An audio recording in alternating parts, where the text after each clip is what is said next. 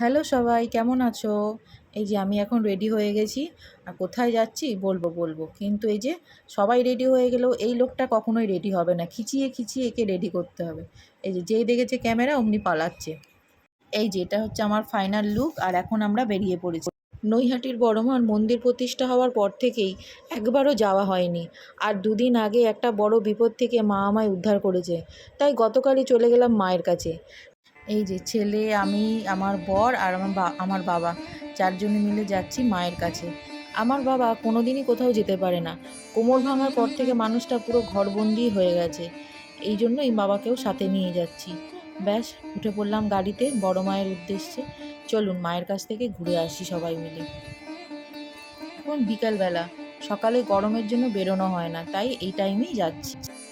গাড়ি থেকে নেমেই প্রথমে চলে গেলাম মাকে পুজো দেবো বলে মিষ্টি কিনতে।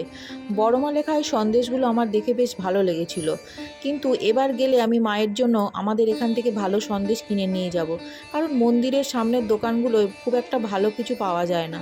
আর মালা ছাড়া তো মায়ের পুজো সম্পূর্ণ হয় না, তাই মায়ের জন্য একটা পুজোর মালাও নিয়ে নিলাম। আগে কিন্তু আমরা বছরের এই একবারই বড়মার দর্শন পেতাম, কারণ মায়ের মন্দির ছিল ঠিকই, কিন্তু কোনো প্রতিমা ছিল না। আর এখন মায়ের প্রতিমা প্রতিষ্ঠা হওয়ার পর আমরা সারা বছরই মায়ের দর্শন পাই।